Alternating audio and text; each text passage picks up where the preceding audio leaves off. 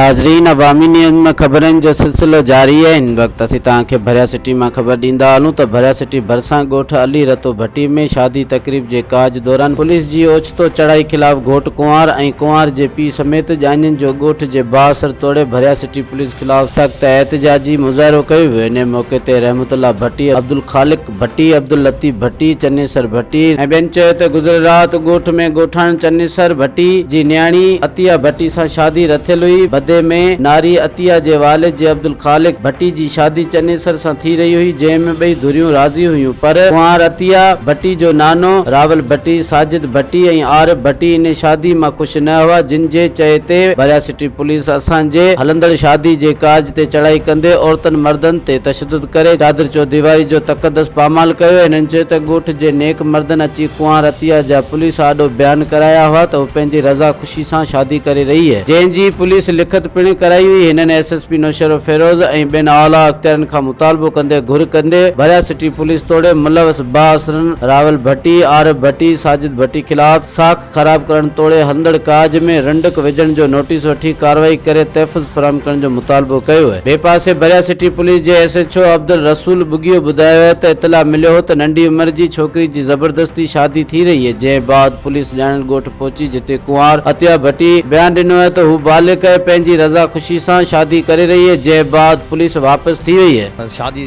कई आहे ख़ुशी सां अर्शिया उन्हनि पंहिंजे मालिकनि ख़ुशी सां ॾिनी आहे, ख़ुशी वरिती आहे धूम धमां सां असांजो भर्त बि हले थो पियो, अर्शे करे थी पई, हुनजे पीउ हुनजो महाराज आहे वेठो आहे, असांजो राज भाग बि आहे।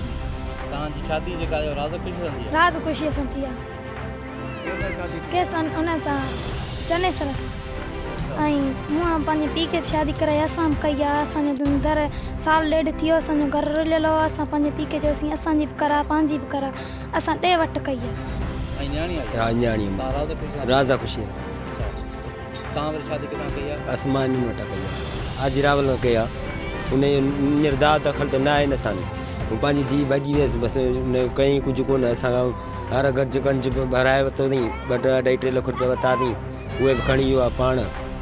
धीउ मुंहिंजो सोन ज़ेवर मुंहिंजे नंढड़े जा ठहियल आहे, उहे बि खणी आहिनि, सभु कुझु खणी आहिनि, मुंहिंजो को बि न थियो, को हाई कोर्ट में भॼी। को आहे सो सिर्फ़ु ऐं सिर्फ़ु इहो आहे त सुठो कमु को थिए न, ग़लति कमु हुजे उन ते हू ख़ुशि आहिनि, हू पंहिंजे पाण खे हितां जो डॉन सॾाइण था चाहिनि। उन खां पोइ कल्ह राति हू पुलिस वठी आया आहिनि, जॾहिं हिकिड़ी शादी हले थी पई, तव्हांखे जेकॾहिं बयानु वठिणो आहे त तव्हांखे बयानु वठो न।